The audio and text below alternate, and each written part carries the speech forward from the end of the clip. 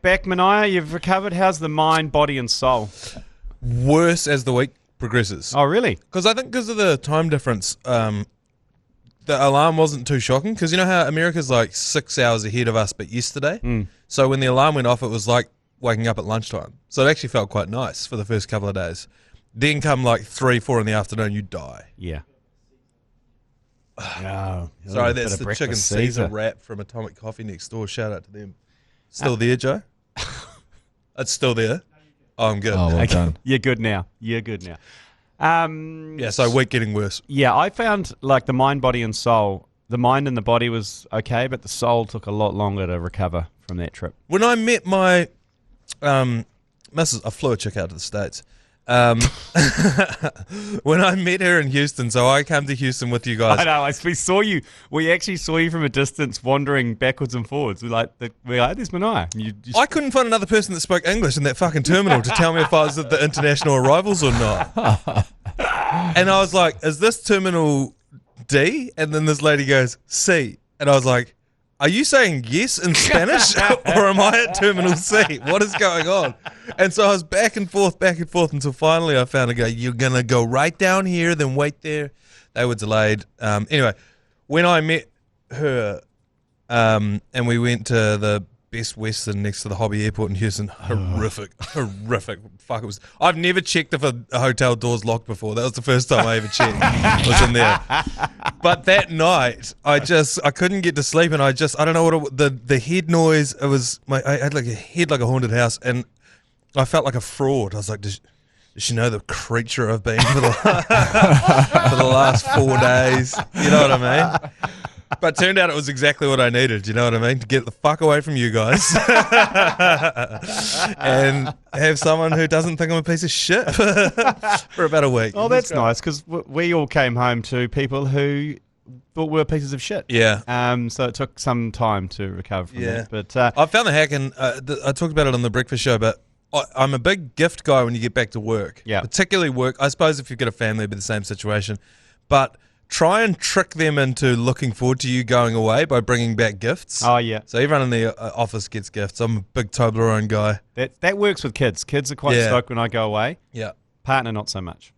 No amount of gifts is going to actually bring it back. Now you say that, I have seen you buy quite a few gifts for your kids. Yeah, the kids are good, but trips, partner-wise, I could come back and buy a diamond ring, but it wouldn't be like, you punish me for a week. Yeah. It's because you can't put a price on 4 days alone parenting. Yeah, correct. And kids have no concept of time. As soon as you get back, it's like a dog. They don't know how long you were gone for. Yeah. It could have been a couple of hours, could have been a couple of weeks. They don't know. All they know is they've got a cool new toy.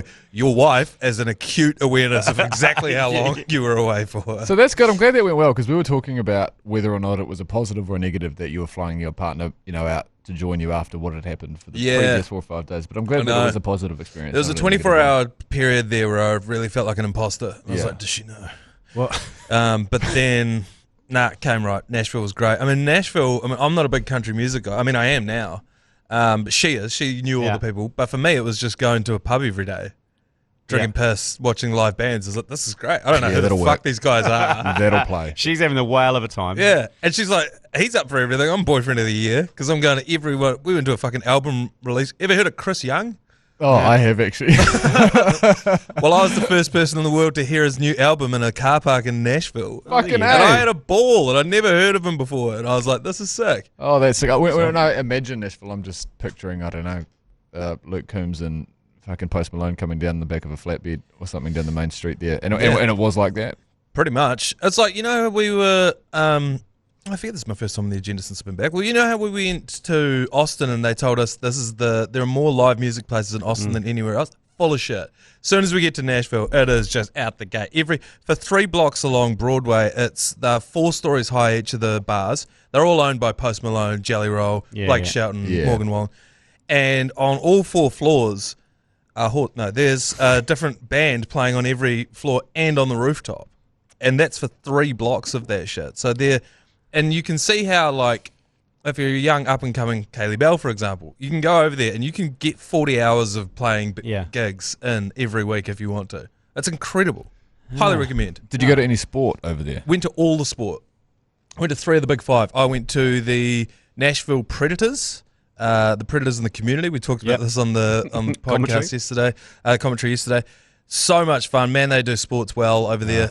That was really cool. It was like there's no dead air. So if they call a timeout or in the period gap between periods, there's a pre-recorded thing playing on the screen, or there's some sort of fan engagement. The Predators are the ice hockey. Is that the ice hockey? No. Yes, they're ice hockey. And did you the people sweeping the ice in between? On the Zamboni or Jabroni? No, the ones that just had the.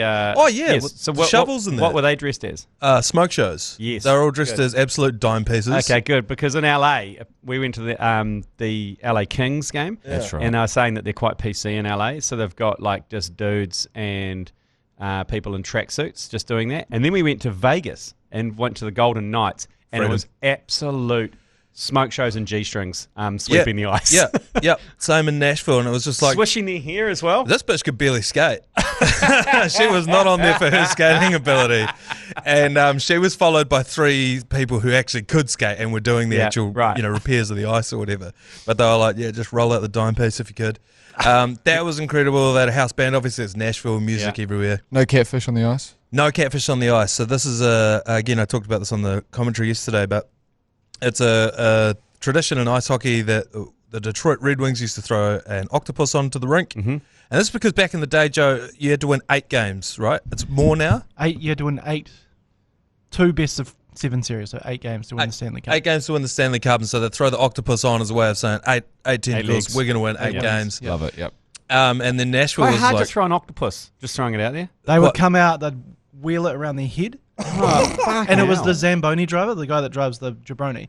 He'd come out and do it. He was from a local seafood monger. Right, okay. In Detroit. And whip it, Ooh. I don't know where he's getting that octopus from. And he'd whip around and then he'd throw it on the ice and then they'd, woo, and then they'd shovel it up and then chuck it. Yeah, and so Nashville were like, well, what's our version of that? And they decided on the catfish. And here in New Zealand, if you did that, you'd receive a lifetime ban. They'd massively discourage it. Front page of the Herald. But over there, they kind of semi-encourage it. So the billboards for the Nashville Predators are a photo of the local fish section of the supermarket, and it's all stocked up except for the catfish is sold out. Nice. So they're leaning into it with their own advertising. But then when you get to the game, they're like, please, a reminder, do not throw anything onto the ice. And then that's all they say about it. And apparently if you do it, no one's ever seen someone get thrown out for it. Yeah, you're right. But they say if you don't see it in the first period, you won't see it at all because people have to sneak them in glad wrapped to their torso. So you need to get rid of that. So you want to do that in the you're not waiting until the third period to throw that out. And also you've got to. It's all about timing as well, match awareness. You don't have a catfish on in the middle of a power play. I saw 3 fights, all in the third period after on the ice rink. On the ice rink, they got blown out in the end. The Predators by the Mighty Ducks. Yeah. And once they were blown out, they were like, fuck it, scraps on. Some real doozies too. Some real like full on Donnybrooks. It was good. Do you think they just do that for the crowd? They're like, oh, we're losing this game. They want to see a punch up. Well, yes, because the crowd were baying for it. Yeah. But it's also like, I don't know, it's pretty frustrating getting blown out. You do just want to sort of throw down with someone, and the way they do it's good. They just like look at them. We on? Yep, we're on. Chuck the mitts. Yeah. Chucking mitts and sucking tits, and then they just into it. One of the coolest parts about the ice hockey crowd is there's all these chants that go with it. Yeah. So they've got what's their goalkeeper's name, Joe? Juice? UC Saros. UC. Swedish or something? Finnish. So when they do the anthem, and they do the anthem every time. Oh, yeah. Oh, say, can you see? When they say you see, the whole crowd goes, you see! Because it's his name. It scared the piss out of me when it happened. Oh, say, can you see? Whoa. And then the announcer, his name's Paul, and with 1 minute to go in each quarter, he go, 1 minute to go, 1 minute to go. And the whole crowd goes, thanks, Paul. And at the 1 minute to go in the game, he goes, 1 minute to go. And everyone goes, thanks, Paul. Then they put him on the big screen, and he's got a flag that says, no problem. So he knew it was happening too. They had chance for everything. There was a power play. So, someone gets taken out for whatever, and they have to go and sit in the bin. And it's like Mighty Ducks power play. And the whole crowd goes, and they still suck. Every single time. Down 5-1. The whole crowd's like, they still suck. My missus is like, they're getting wasted. They definitely don't good, suck. though. That's good. It was fucking awesome. And the other thing was the 700ml King cans that we were getting at the festival. They sell those at every sporting event. Yeah. And I actually think it's way, you don't have to go up to the bar all the time. Yeah. But I actually think, because here in New Zealand, your local councillor would be like, nah, we're going to have problems with people getting too wasted. I think intox levels. you drink less because you don't have to keep going back to the bar all the time. You just sit on this one drink. I had 2 in the time, like a 2-hour game. Yeah. Yeah, well, because what else are you going to do? Like, if you go to Eden Park and you wait for the queue or whatever, and then you line up and you want to get a beer, you're always just going to order 4 because you're fucking there. You're like, Yeah, I might and as you well buff order them. 4 of these things. I'll buff them and then I'll come back. Yeah. Well, you order 2 at a time, buff 2, grab 2 more. Yeah, because you don't want to go back Yeah. again. But when you've got those massive cans, you know you don't have to go back, so you're sweet. Love massive That was cans. just ice hockey. Yeah. Well, you went to I went to NFL and I went to the NBA. Yeah. Should we start this Out of all bitch? 3 of I them, can tell- just before we start, out of all 3 of Let's them, not even start it. what's out of all 3 of them? Which one was your highlight? Which one was did your I favourite? enjoy the most? NBA, but I'm a massive NBA fan. Yeah. But I also think it was the best experience. What about Jeff though? What about She enjoyed NBA as well. Right. What NBA game was it? Sorry. It was the Grizzlies versus the Pelicans. Oh. So Ja Morant, Zion Williamson, Oh, that's a gun. Jordan Poole. Yeah, it was really cool. Fireworks inside 20,000 person stadium. We splashed out and got tickets in the lower bowl, so we're about 4 or 5 seats back from courtside. Yeah, nice. Which was very, very cool. Everywhere we went, free T-shirt. So at the ice hockey, it was Star Wars night, and we got a free Star Wars themed Predators jersey. Great merch.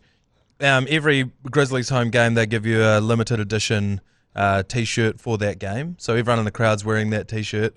Everyone that wants to. And just the basketball is like, again, no dead air. It's a production. It's a full production. For the moment you sit down, they're yelling at you. They're playing something. There's fireworks going off. They've got some kid with cancer on the screen. Every fucking game, stand up for, please, if you're able, please stand up for the veterans of the whatever. Yeah. His old mate has just come back from the Korean War. He can't hear and he wakes up screaming every night. But would you please put your hands together for him? And then here's this kid with cancer. We will not pay their medical bills, but we will clap for them. And it's like, Jeff refused. She refused to stand for the veterans, and I was like, just fucking stand. She's like, that's a bit like Larry David not saying thank you for your service to the vet that turned up to his house. Yeah. Yeah, and it just causes an issue. Yeah, she was like, I don't give a shit. I'm not from here. I don't care that you went over and shot some Vietnamese dudes, and now I got to stand up for you for this. I was like, can we just not here? Yeah. It'll take 2 seconds. It's fine. She's like, I don't care. All right. I think Jeff is Larry David. There's so many instances where she is basically Larry David. Yeah, she's like, why do we have to do that? That's stupid. It's like, because everyone's... Live from the Export Beer Garden Studio, this is the agenda for Thursday, the 30th of October. Time's flying, boys. The Agenda Podcast, the home of sporting nonsense and claptrap. Brought to you by Export Ultra. All right, on today's show, the Black Caps win another ODI series. The All Blacks, once again, have been selected. Well, they haven't been selected yet. We're going to get the crystal ball out and have a look at who might be. And then the Blue Jays break Matt Heath's heart again. Yeah, we'll start with the Black Caps. Turns out, we're number 2 in the world, and turns out for a reason. We're de facto number 1 because no one's ever going to knock India off. No. They'll make sure that the schedules are such that we can never beat them. Yeah. So it's like when, was it John Rahm was going on the, no, not John Rahm. No, it was Scheffler. You could bet Scheffler. They took him off. You could bet everyone but Scheffler. Yes, yeah. And that's basically it with international cricket rankings as well. Anyone but India. So We beat them handily. we twice in a row. We beat them by 4 wickets in the first one, 5 wickets in Hamilton. England they've got a pretty handy top 6, but we just absolutely drilled them. I was having a look at the ODI record, England, since the 2019 World Cup. And they haven't won a series against India or Australia in one-day cricket. Yeah. They've only been able to get up against... The only big team that you'd say that they've had a series win against is South Africa, and then us a couple of years ago in 2023. But they're not actually maybe as a strong side in one-day cricket as we realise. You think they're just too focused on the Ashes? I do. And T20s or not even that? Nah, at least at the moment, it did... you kind of have in the back of your mind, are these guys just using this as a warm-up? Hey, honey, dicking us. And I was wondering, it felt a little bit like, when players come over and play the ASB Classic before they go over to the Australian Open, and then they mysteriously withdraw 3 rounds into it. Yeah. That's what it felt like. It was like, let's make sure Jofra Archer gets all 10 of his overs. Yes. Let's just get as much run for him as possible. Fuck, he's terrifying too. Okay. Those first 4 balls, I said on the commentary yesterday, Will Young will wake up in a cold sweat in the middle of the night thinking of those first 4 balls. I woke up in a cold sweat thinking about those first 4 balls. They were terrifying. Yeah, it was a bit easier later on when the ball's a bit softer, and I think that Daryl Mitchell played him really well. Well, I think Daryl Mitchell's perfect for that. Like I was saying yesterday, he's an adult. He's tall, so it nullifies the bounce a little bit. It's not the bounce isn't as terrifying for him. But he didn't seem too troubled. You're right. He was less effective as the game went on. And I was talking to Wells outside. We played a lot of cricket together as youngsters, and we always come up against a team who has one bowler who's fucking just outstanding. Yeah. And when we were playing, it was Alan Bunting, who's now the Black Ferns coach. Oh. He was a very handy cricketer for Rotorua boys. Came off about 30 metres, steamed in, and so I remember stands. and he was, but you can imagine Rotorua boys didn't have a great first 11, but they had Alan Bunting. And Great so softball basically we would try and see him off. That was like Joffrey Archer last night. Like we'd give him 2 or 3 wickets, but if we could see him off, I'd get go some as far to runs. say that I reckon 2 to 3 weeks out, you could spot these guys. You'd see them coming up on the draw and you'd be like, oh, fuck, I need 2.5 weeks now till I've got to deal with that. I've got to deal with Bunting. Yeah. I've got to deal with a couple of overs of Bunting. Yeah, well, you would almost reverse the order at that point. Put a couple of night watchmen in just to see take him the off. shine off. But he was so good, he'd just rip their stumps out in a couple of balls. That's the problem. And another positive note, really quickly, I thought it was good that we were able to take wickets yesterday without Matt Henry. I know he didn't take a heap on the first game because it was mainly Zach Folkes, wasn't it, in the first ODI? Yeah. But I thought that our bowling lineup still looked decent without our frontline bowler. Yeah, Tickner. They played well. Played with he came steaming in, Tickner. And I 3 for 4 for. He got a 4 for. for. I do love the shucker he gives, the full double shuckers he gives. My only concern with the shaka is the region he's from. He is from Hawke's Bay, and the shaka in Hawke's Bay takes on a very different meaning than in various other regions. A little more gangy, you mean? Very gangy. I don't think he's affiliated in any way, but, Well, I mean, He's operating the new sleeve couple as well. of data points. He's operating the new sleeve. Sick new sleeve. Good to see him get into the wickets, and also great to see us catch Harry Brook. We dropped him on 0. Yeah.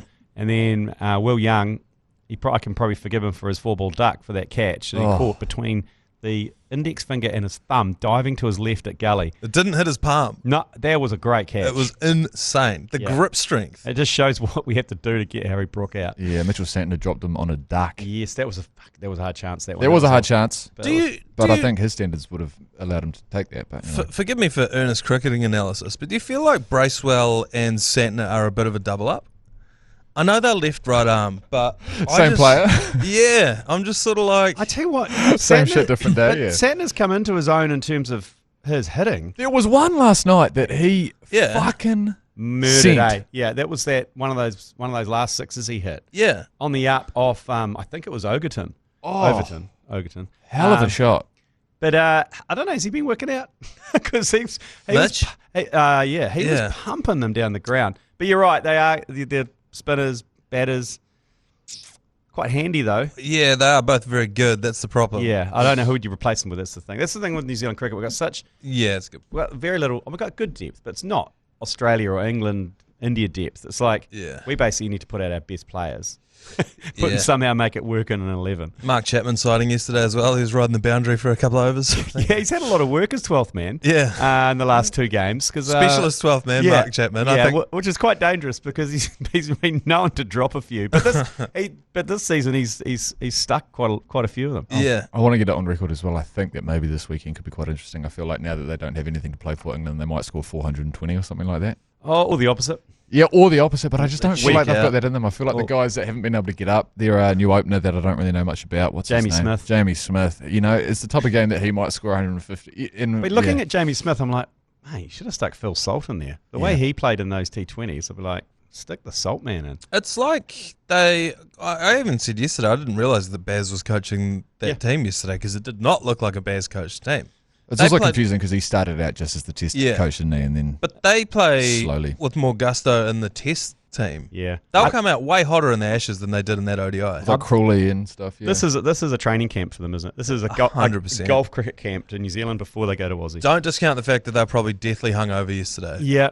No, where would they be playing today? Where would they be going up to? Probably playing Royal Wellington, I'd imagine, up in the Upper Hutt. Oh, nice. I know that Wells is playing with Ryan Fox, probably right now as we speak, actually, out at Royal Auckland. Yeah, well, that's not going to do his confidence much. Good.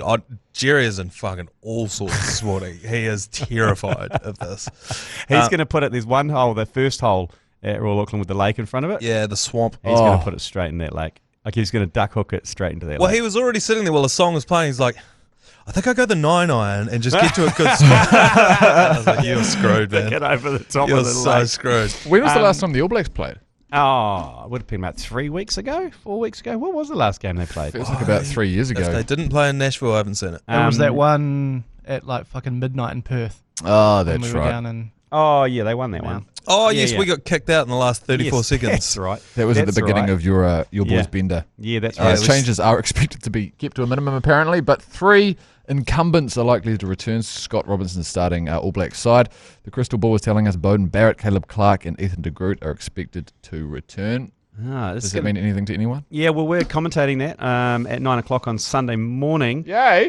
Probably the only game we're going to call on the Northern Tour. I'm just going to throw it out there because I'm not getting up at 4 in the morning to commentate No. All Blacks England, and I don't think people want it. Have we? Are we still throwing around that idea of maybe doing that 7 a.m., 6 a.m. replay? Well, yeah, we could just commentate the replay. Do people That's- still feel that same kind of affection for that Nah. early morning replay as they used to? No, I No. don't think so. No. Because it used to loom large over. Well, No, it 'cause- was never a replay back in the day. Back in the It day, was it was delayed live, coverage. and you just go get up at 4 and watch it. But now you've seen the highlights by the time the replay comes around, so you Yeah. can't be. Yeah, and plus that's you've right. missed 3 bets, so you already know who scored what. Yeah, it's hard to get away from it these days. And I also feel like I didn't have Sky TV, so I'd watch it on that Prime. Was it Prime? Oh, yes. And then you could get up and watch it a couple hours delayed, so it worked out quite well. But yeah, okay, so this is the only game we're doing. I So- reckon. just controversially. Yeah. Like, I mean, I agree. yeah, it's like where the audience is. You're not You getting agree up. as well, Joe? You're not Okay. going to get up at 4 in the morning, turn the fucking radio on, and listen to the rugby, No. are you? No. Looking at the team, though, I think Leroy Carter has fully cemented himself on one wing. I agree. I don't think you're getting rid of him. I think Quinn Tupaia is not far away from cementing that 13 jersey either. Love couple, it. Couple more good performances, I think he's basically in there. Yeah. Geordie, Caleb Clark probably. Bodie seems to be the first choice, first 5. I said it when it happened. I don't know when we see Rieko Ioane in a black jersey again. And Yeah, it's but he's not even in the squad. It's no knock on him, but it's like, would you put him in over Leroy Carter? No. Would you put him in over Quinn Tupaia? No. No. Would you put him in over Caleb Clark? Probably not, just because he's been playing centre for so long now. Yeah. I mean, and then unless- you got Lester Whanganuku as well. Who would be I would probably put him in over Yeah. Caleb. It's just that he's just come back from overseas. So, And he can play centre too. yeah, he could play loose forward if you wanted him to. Yeah. Loose forwards. Peter Lakai Yeah. is back in the team. That's Artie Sa- interesting. We've Yeah. sort of almost got 3 number 8s Yeah. as our loose forwards. We've got Lakai, Artie Savia, Simon Parker. Simon Parker gives me, who's the other Waikato loose forward? American Dad. The white guy. The white guy. He gives me the white guy vibes. No, but he looks like that. So Luke Luke Jacobson looks physically, to look at his face, looks like the captain of a rugby team. Yeah. You look at him and you're like, that is the captain of... And I think Simon Parker benefits from a bit of that as well. You look at him and you go, let's put that guy in the All Blacks. I think Simon Parker's going to be one of the last great white blindside flankers. Nah, I think he that'd is. be yeah. I just don't... He's been good and then he's been okay and then he's been good and he's been okay. I don't think... Still, the Jerome Kano-sized hole at 6 has just not been filled since. Has I mean, Shannon Frizzell had it for a bit.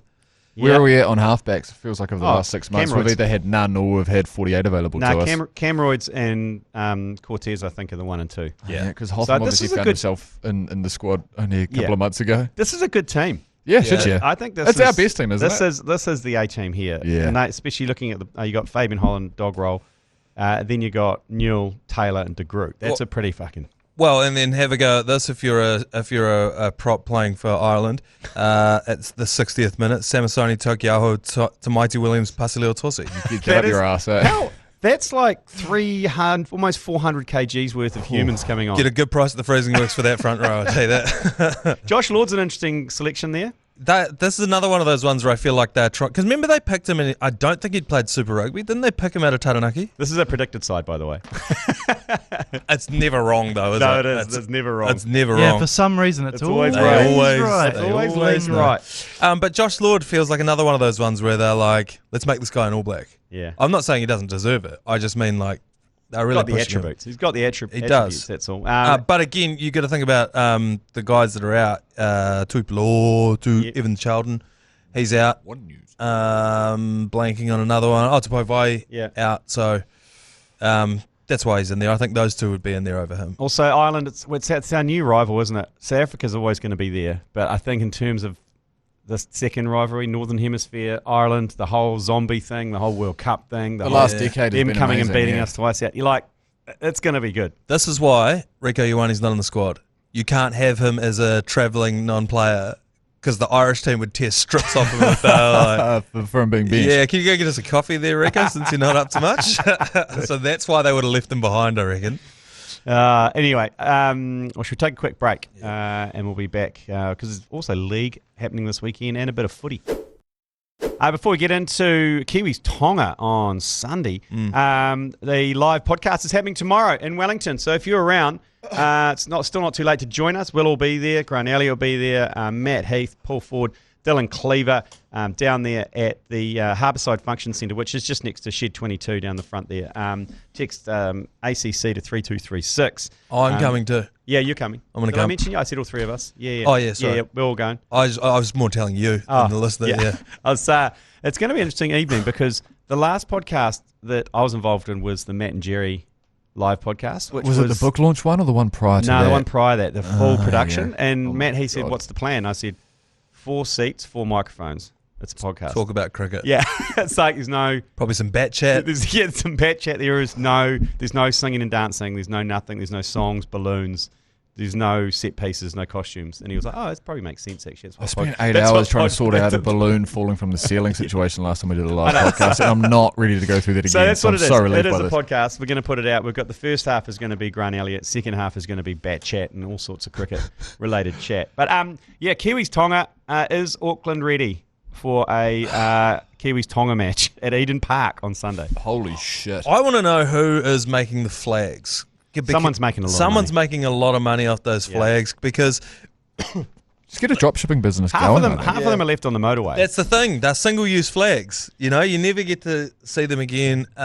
Busy weekend to be a traffic cop in Auckland. Yeah. Patrolling the motorways. A lot of people on top of or outside of their cars.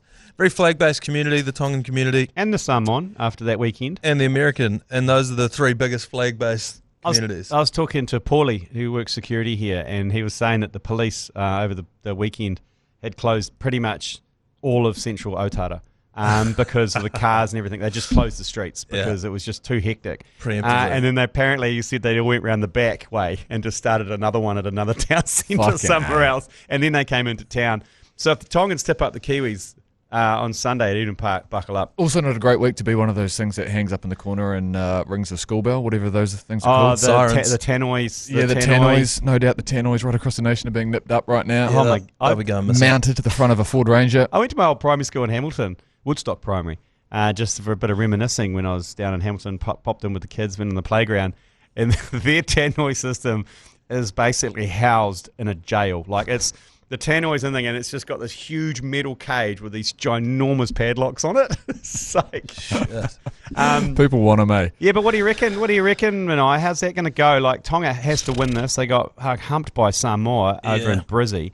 Yeah, I don't know. I mean, Tonga, they led the whole players that live in New Zealand and Australia going to play for the team of their heritage. Yeah. They started, Jason Tomalolo started it, and then all the other Tongan players started going over there as well.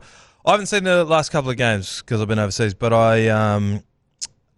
what I have seen that is a huge omen. Do you remember the jersey or the shirt that Adam Fanua-Blake wore to the Dally M's a couple of years ago? Yes. Because remember when we got embroiled in the dog debacle with Adam Fanua-Blake and you, Mike Lane, called him a coward? I said it. No, I didn't. You I specifically. said the act of him disposing of his dog when he was moving back to Australia. For compassionate reasons was a cowardly act. Yes, and then you started saying, "Oh, we called him a coward," and I actually think you even accused me of. I did. Of course, I did. When we've got the footage, and anyway, so then someone showed that video to his wife. Oh, no. And so she took to social media. She posted on her Instagram story about the media giving a shit for they don't know the whole story. Blah blah blah. We're like, oh fuck! I forget people are going to listen to this stuff. So I issued an apology, and I said, look. We here at the ACC, we apologise for everything, and actually, I'll go you one further. I'll take the dog. Yep. We've been in the market for a dog. We want to get a dog. Probably not quite that kind of dog, but I'll take the dog. But I want the shirt. I want the shirt you wore to the Dally M's as well. I'll take your dog, but I want the shirt too. Never heard back from them. Yeah. The Tongan rugby league team trained last week or earlier this week. Their training kit was. Versace shirts like he wore to the Dally M's that year and shorts. And they trained in that. Their most recent training session was either Versace or Gucci. What, like gold, training kit. black gold? Black, gold, white. Yeah. It looked like the shirt that he wore to the Dally M's a couple of years ago. And that is a huge omen. Oh, God. Because that is a confident Tongan rugby league team. Yeah, it's going to be interesting. So that's Eden Park. There'll be some people on their doorsteps with the shotguns, won't there, around the affluent suburb of Mount Eden. Look at Helen Clark. The other thing I would say is the team is listed as a Tongan 13, which I think to me says they're distancing themselves from the official governing body of rugby league in Tonga. You know what I mean? Because there's forever been administrative issues in the islands around rugby and league. Rugby league, just in general, New Zealand rugby league is a complete and utter basket case. Yeah, and it's hard because I know some people who work for New Zealand rugby league and they're like, oh boy, and it's hard to do. There's like rebel leagues popping up. And you got Auckland Rugby League as well. Yeah, and all sorts going on. So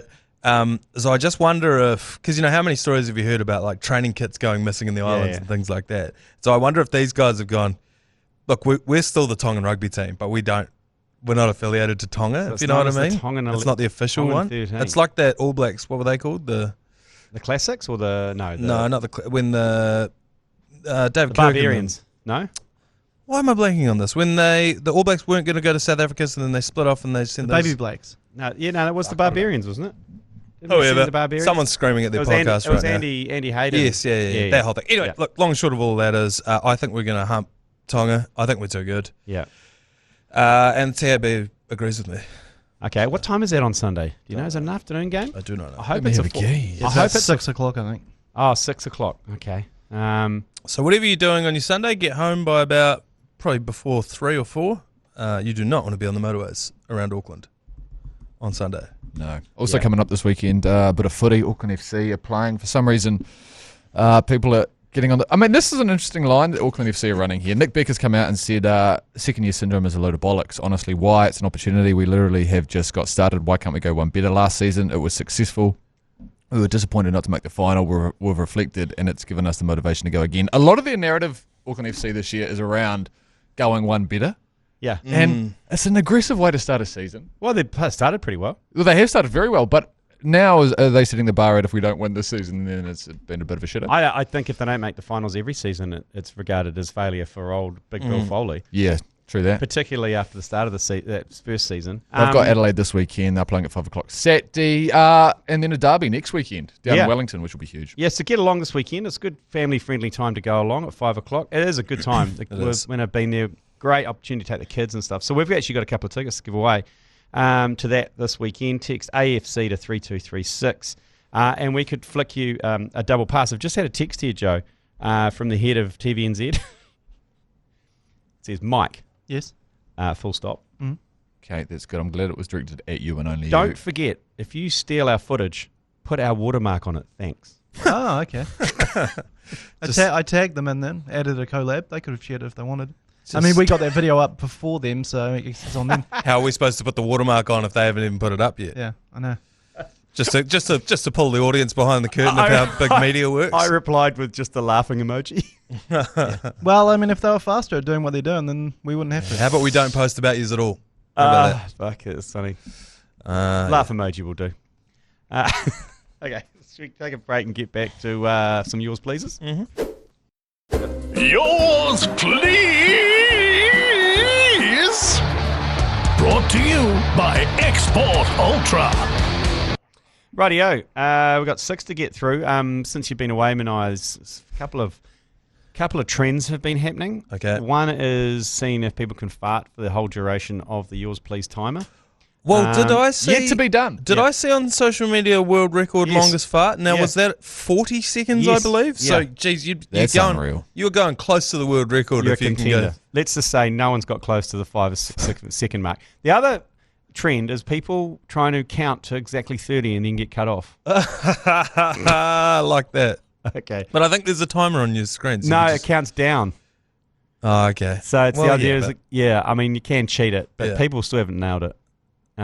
So let's, So it's yours, please, has just become people counting and farting. pretty much. Pretty much. First one, yours, please. Bit of a would you rather. Would you rather every time you hopped into your car had to fight a rooster to the death, Okay. or once a year, randomly, an orangutan would pop up out of your back seat? No. You'd have to fight that to the death. No.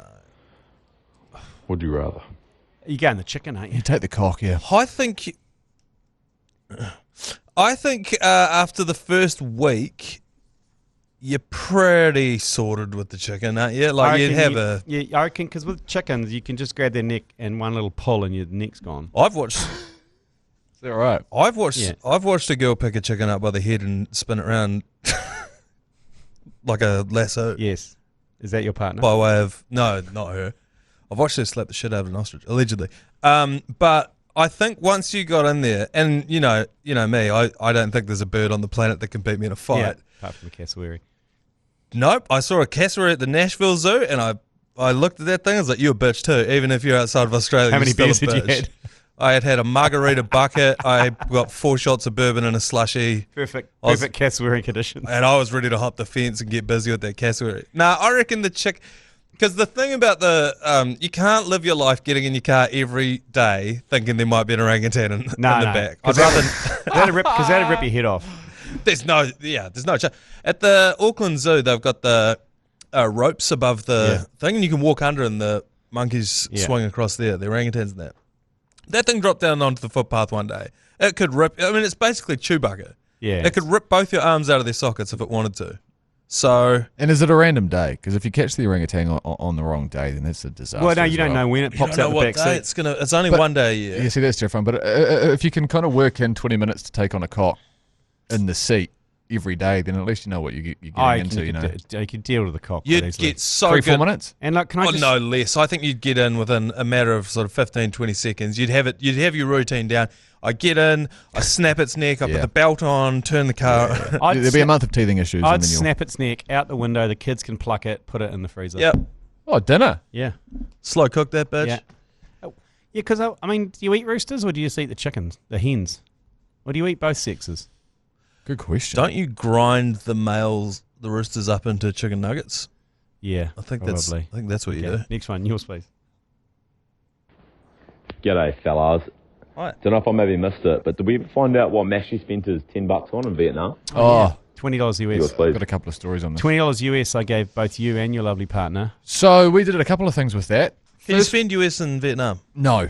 That was the first thing that we found out. Well, I'm sure you probably Nah, but could somewhere. Yeah. But we just... You do you exchange it for 5 million ding-dongs? Yeah, we exchanged it for a couple of dongs. So NZ $6 is about 100,000 dong.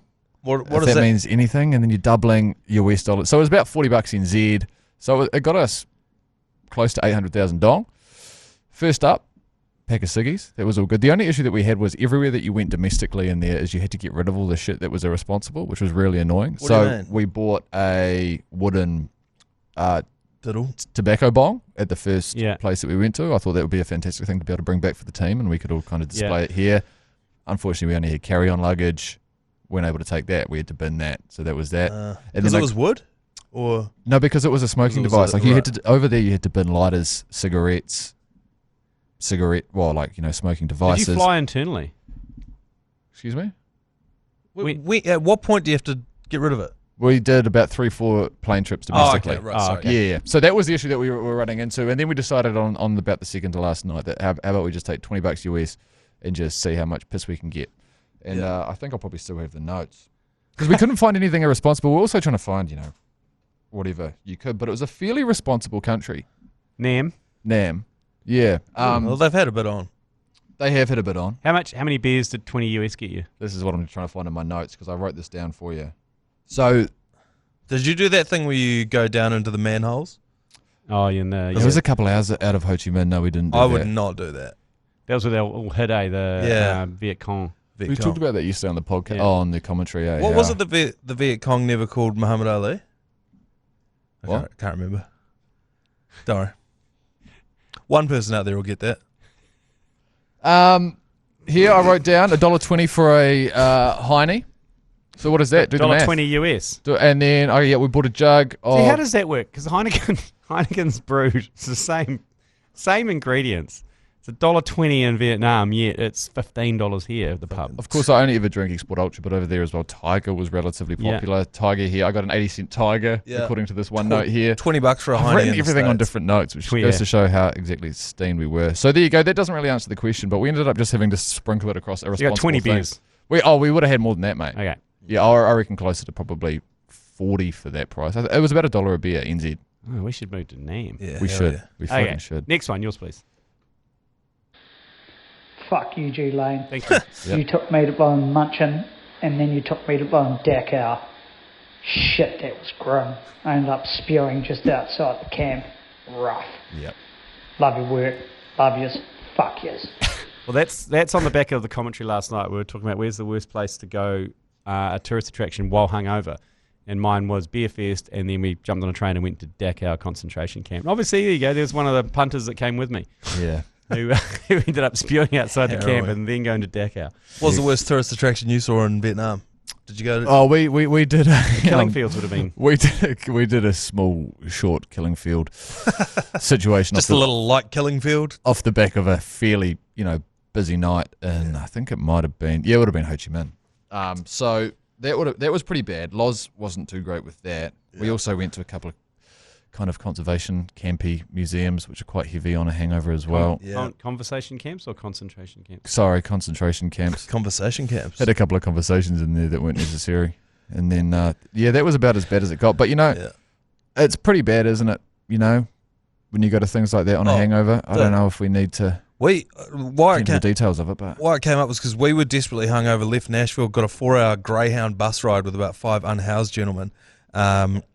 Who were on the phone the entire fucking ride. I don't know who they were talking to for 5 hours, but all 4 of them having separate conversations, full volume with each other.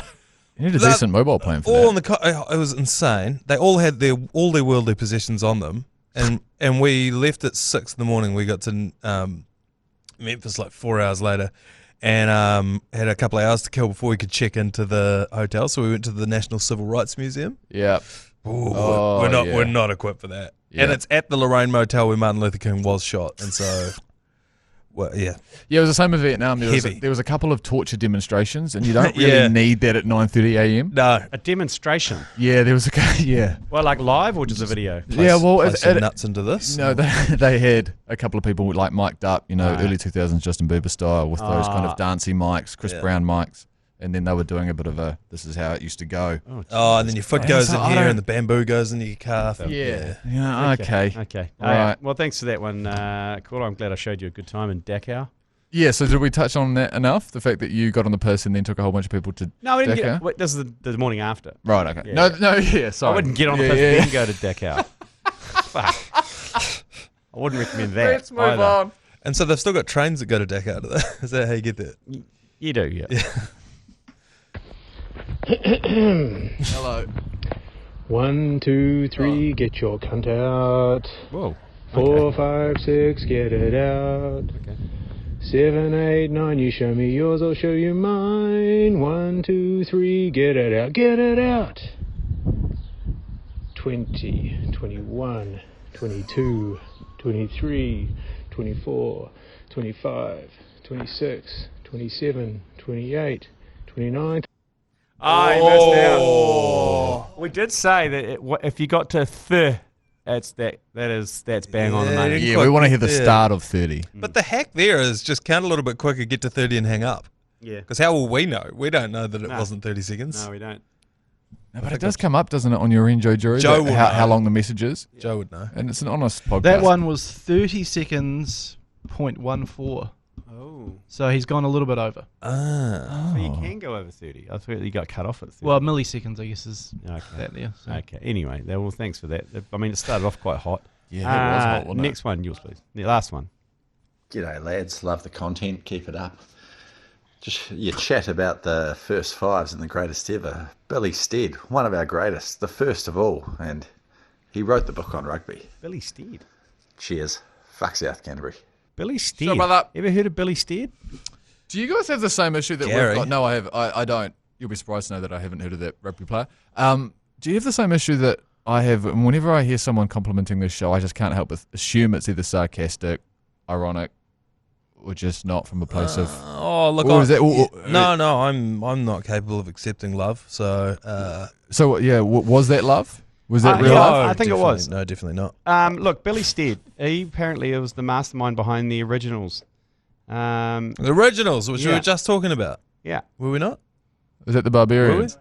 That's a different one. The Originals is that the original All Blacks team. Who are the All Blacks? That went to England. But apparently, Billy Stead, he was the first five there. Southland rugby great that none of us saw play. No. There you go. We're talking about greatest first five of all time. Yeah, one of the most influential players in the early years of the All Blacks rugby, first 5/8, JW Billy Stead, has been published with the release of the first All Black team captain playing in New Zealand against the touring British team of 1904. This reminds me of when Ajaz took that 10-for against India. Yeah. And all of a sudden, people were digging up the last time it was done, and it was Jim Laker in 1905 or whatever. And no, it was Anil Kumble. Anil Kumble did it. But Stead, he was a cobbler from Invercargill. Oh, fucking grassroots. Yeah, there you go. Not a lot of them left. Yeah. Yeah, so Ben Smith, the rugby journo, not the ex-Highlanders player, posted his Mount Rushmore of number 10s, international rugby number 10s, and he had Johnny Wilkinson, Issa Nathiwa, Dan Carter, Johnny Sexton was the controversial one, and Bowden Barrett was also on there. That white guy that played for Samoa for a while. We had Simon Calhoun in there. I'm trying to think. Who else was I trying to chuck in there? Tony Brown. Yeah. A lot of votes coming in. Frederick Michelak. Oh no, Michelak. Yeah, he was the French one. Big fan of him. Yeah. Anyway, starting to sound a lot like the conversation we had yesterday. Yeah, we'll throw Billy Stead in there. Throw him in. Throw him in. The first ever, the All Black that no one's ever seen play. Righto, we'll knock this one on the head. Tomorrow we're going to be coming to you live from Wellington, where we'll smash out an agenda, but then also we've got the live agenda podcast. You can still come along on Friday night. What else you want to do in Welly on a Friday?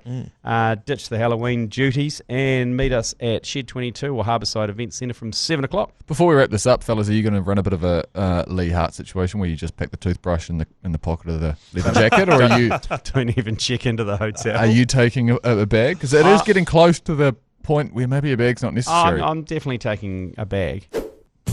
You've been listening to the ACC's Agenda podcast, brought to you by Export Ultra.